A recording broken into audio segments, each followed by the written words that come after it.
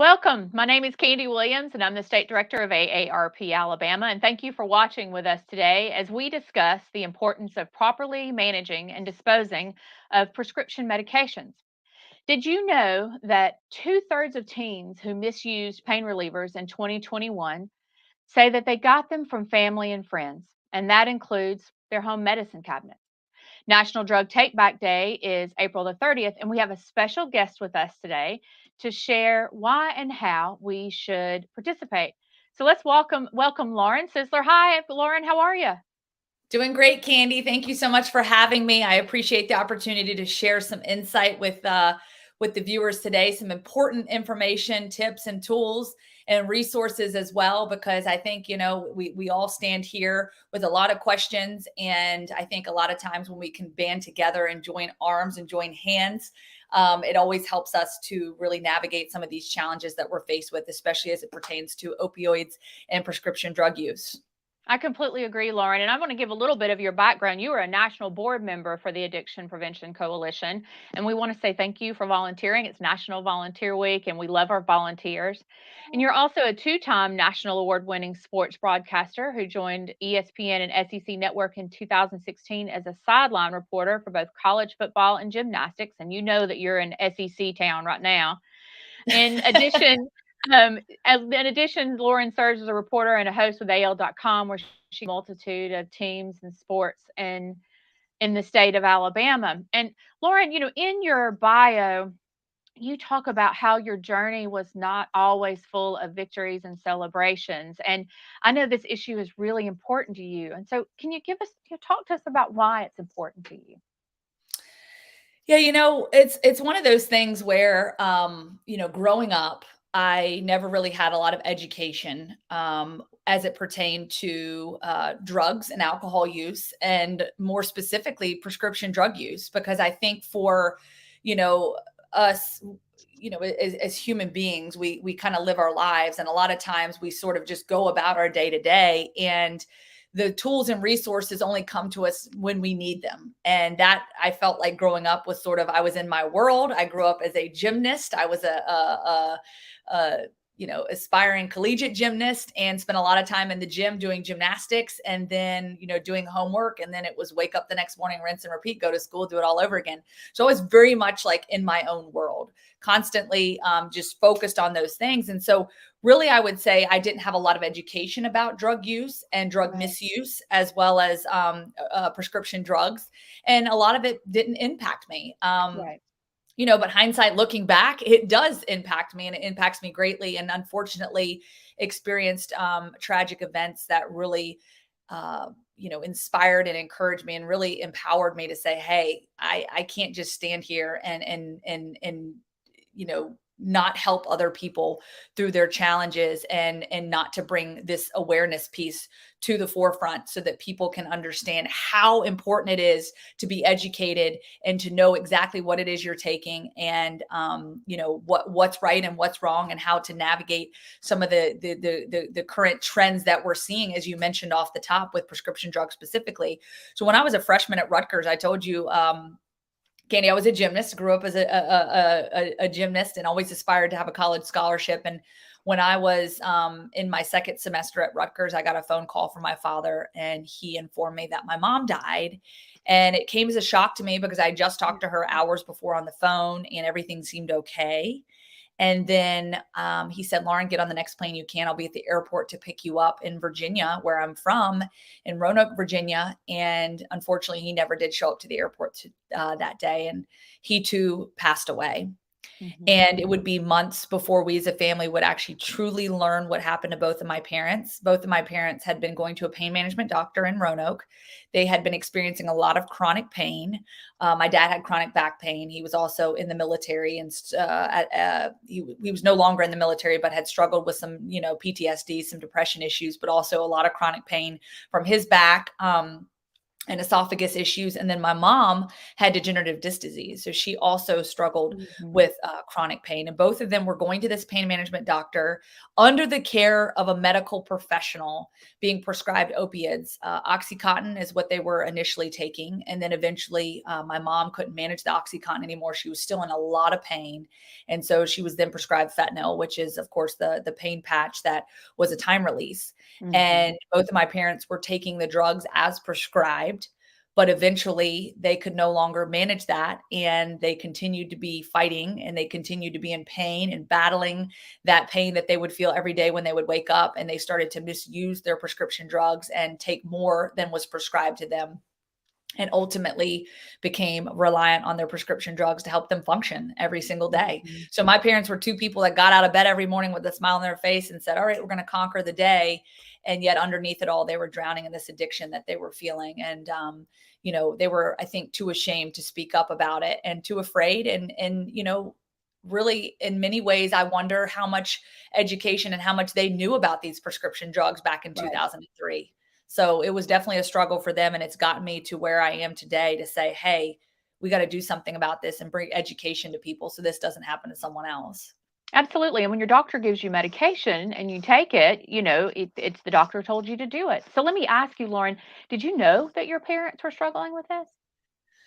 You know, the old saying of hindsight's 2020, I Mhm. definitely think applies here, Candy, because back then when I was in high school, I recognized that my parents were in pain, but I didn't realize that their prescription drugs were really, you know, a mainstay in their lives. Like, Mhm. I didn't recognize that it was what kept them above water. It's what kept them from, being able, it kept them functional. And it Right. allowed them to go to church, and it allowed them to go to work and to be part of my activities and my brother's activities as well. And so I think that to me was the hardest part is, you know, looking back, seeing different signs. My dad would fall asleep on the couch at the drop of a hat. 10 minutes, he'd be laying on the couch and he was out, remote in the air. And I just thought, he's had a long week at work. He must be Yeah. tired. Right. But, in reality, he was medicating, and he was on some heavy narcotics that, certainly made him drowsy and put him in that euphoric state. And I think, too, my mom and dad were also getting a mail in prescription. So they were getting 90-day supply at a time. Oh, And to wow. me, having someone with that much at their disposal, and Mhm. someone that certainly has now, flipped the switch to taking it as they're told, and then now abusing it, or Mhm. misusing it, is something that, I think took my parents very quickly, and it was hard for them to get out of it. And also there were some financial issues. I think that was another sign that I look back now. There was a lot of financial issues that we weren't always privy to, but I think that was another, kind of sign that sort of stood out to me now looking back, that, they were really struggling to pay the bills, pay the mortgage, make their car payments. And again, I think a lot of it had to do with just the fact that they were, number one, my mom had multiple surgeries over the course of time. She was dealing with that, but it was almost like they were having to just like pay off the creditors and get people off of them. And they were just in over their heads. Mhm. Well, and so if you think that you have a family member that is struggling with this, Lauren, what advice would you give to that individual? I think the biggest thing is, we're in this world, this society that has unfortunately stigmatized addiction. Addiction looks a lot different to people than other common diseases, and Mhm. addiction is a very common disease. But unfortunately, it is not viewed the same as, say, diabetes or cancer or, dementia or whatever it may be. It's very much looked at differently, because a lot of people look at it like it's a choice. And while choices Mhm. do have to be made, and my parents had to make choices along the way, eventually they got to a point where they didn't have a choice but to take the medication in order to function every day. And so, my advice to people that are struggling with this or have loved ones that are struggling with this is to really kind of take inventory and just recognize where you're at. Do you feel like you're taking prescription drugs that are prescribed to you that you feel like have become you become dependent on? Is it something that helps you to function every day? Is it something that if you did not have it, would you really struggle to be able to function and live a normal life? And if that's the case, then I think that's a conversation that you really need to go back to your doctor and have and say, hey, I just don't know. I just don't know if I could get off of this. And then at that point, you need to start, gathering some resources and figuring out how to, navigate that and to be able to come off that medication. And it's not easy. And so there are steps that can be taken, but medical care in that event too should also be considered, because coming off of medications or alcohol can both have adverse side effects. And so speaking to medical professionals, and then also leaning into your resources, which is where I think the Addiction Prevention Coalition comes into play, one of our partners here today that can provide those resources. So it's not one size fits all. And just like, the medical industry, we're all very different.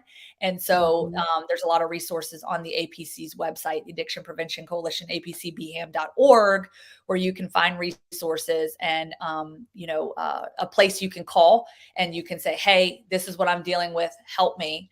And then they can help gather resources that make the most sense for your particular situation. And one thing we can control is our medicine cabinets and how we manage our own medications. And Drug Take Back Day is coming up on April the 30th. So share a little bit about Drug Take Back Day and why it's important, and how people can participate. Yeah, I think, you said it off the top. 2/3 of teens misuse pain relievers in 2021. And again, I think it's the thought process. It's a prescription drug. It's okay. It's being prescribed. My doctor told me to take this.